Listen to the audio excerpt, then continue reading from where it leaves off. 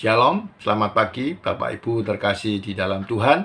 Sidang Jemaat GSJA Peniel Surabaya bersama GSJA Anugerah Cabang Kemendung berjumpa kembali bersama saya Yeremia Rendra dalam Mimbar Gemar Online pada pagi hari ini, Kamis tanggal 12 Oktober 2023. Pagi hari ini Bapak Ibu yang terkasih di dalam Tuhan, renungan singkat yang akan saya sampaikan terdapat di Mazmur pasal 34 ayat ke-13 sampai ke-15.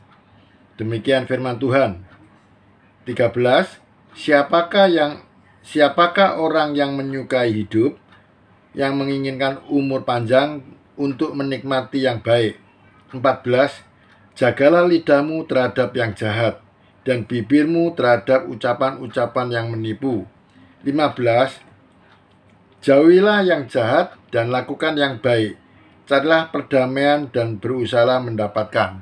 Puji Tuhan, Bapak Ibu yang terkasih, pada pagi hari ini renungan singkat saya beri judul Hidup dalam Perlindungan Tuhan, di mana kita mengucap syukur kalau sampai saat ini Tuhan masih memberikan saya, Bapak Ibu yang terkasih, umur panjang, sehat selalu. Nah, itu suatu anugerah yang luar biasa bagi kita sebagai anak-anak Tuhan yang selalu berharap kepada Tuhan untuk kita diberi kesehatan. Nah, di ayat ke-13, siapakah orang yang menyukai hidup, yang menginginkan umur panjang untuk menikmati yang baik? Nah, dari sini kita bisa melihat kemurahan Tuhan, kasih Tuhan kepada setiap orang yang percaya, selalu rindu untuk hidup senang, yaitu dengan umur panjang, sehat, dan bisa melihat anak-anak semakin hari semakin besar, semakin hari semakin sukses, mungkin bisa melihat anak cucu. Itu adalah suatu kemurahan Tuhan untuk kita sebagai orang-orang percaya. Di ayat 13, Tuhan di Mazmur pasal 34 ayat ke-13, umur panjang adalah suatu karunia Tuhan untuk kita. Nah, di ayat ke-14, jagalah lidahmu terhadap yang jahat, dan bibirmu terhadap ucapan-ucapan yang menipu. Nah, dari sini, ini adalah bertolak belakang untuk orang-orang percaya, di mana setiap pribadi kita harus bisa menjaga perasaan seseorang, hati seseorang, supaya hati seseorang, hati siapapun, mungkin teman, mungkin saudara, mungkin rekan kerja, kita harus bisa menjaga lidah kita, bibir kita. Sebab apa yang dikatakan, lidah kita tidak bertulang. Nah, itu lebih menyakitkan daripada pisau, senjata tajam. Karena apa? Lidah ini sangat mematikan, sangat membuat orang menjadi tawar hati. Mari Bapak Ibu, kita sebagai insan Tuhan, anak-anak Tuhan, orang yang mempunyai kasih, kita harus bisa menjaga perasaan seseorang. Supaya apa? Dalam kehidupan kita sebagai orang percaya, kita selalu ingin supaya kita itu hidup dengan damai sejahtera, ada sukacita. Karena apa? Hati itu kalau tersakiti, ya mungkin ada orang yang bisa cepat mengampuni, tapi ada seseorang yang tidak bisa mengampuni. Karena apa? Karena kita tidak mempunyai kebesaran hati. Maka dari itu, kita lihat di Amsal pasal 18 ayat 21. Amsal pasal 18 ayat 21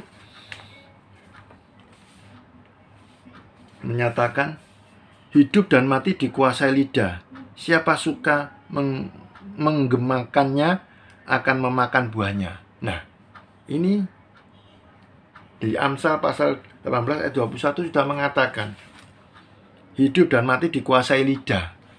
Maka dari itu Bapak Ibu, mari kita lebih dewasa lagi untuk bisa menjaga tutur kata kita, supaya kita hidup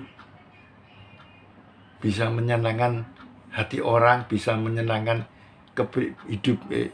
diri kita sendiri, itu melalui tutur kata kita, supaya apa yang kita keluarkan tidak menyakiti hati orang, tidak membuat orang menjadi tawar hati. Nah, mari kita mau belajar untuk bisa menghargai seseorang, apapun orang itu, apapun masalah yang mereka lakukan. Mari kita mempunyai rasa mengampuni, rasa untuk bisa menjaga perasaan seseorang. Nah, di ayat 15 mengatakan, jauhilah yang jahat dan lakukan yang baik, carilah perdamaian dan berusahalah mendapatkannya. Nah, di ayat terakhir ini kita diharapkan seperti Yesus Kristus, mau mengampuni, mau berteman dengan siapapun, biarpun kita disakiti. Mari kita bergandengan tangan, kita bisa menjadi terang. Kita tidak melihat masalah demi masalah. Mari kita belajar untuk bisa menjauhi atau melepaskan sakit hati ini, untuk mengampuni seseorang, supaya kita hidup dengan damai dan ada sukacita. Mari Bapak Ibu, kita belajar untuk menjaga hati kita ada damai, ada sukacita. Dan yang saya beri judul hidup dalam perlindungan Tuhan itu supaya kita hidup dengan sukacita. Sukacita. Jadi kita bisa berjalan bersama-sama, bisa mengampuni, bisa saling menjaga satu dengan yang lain. Semoga renungan yang singkat ini bisa memberkati kita semua. Mari Bapak Ibu, sebelum saya mengakhiri renungan pada pagi hari ini, kita tutup dalam doa. Tuhan, kami mengucap syukur atas kasih kemurahan-Mu Bapa. Kami mau belajar untuk bisa menjaga perasaan orang lain, terutama hati kami Tuhan. Kami rindu untuk supaya kasih-Mu menyertai setiap anak-anak Tuhan yang selalu percaya dan berharap untuk menjadi terang, menjadi garam bagi setiap orang yang percaya kepada Engkau. Terima kasih Tuhan.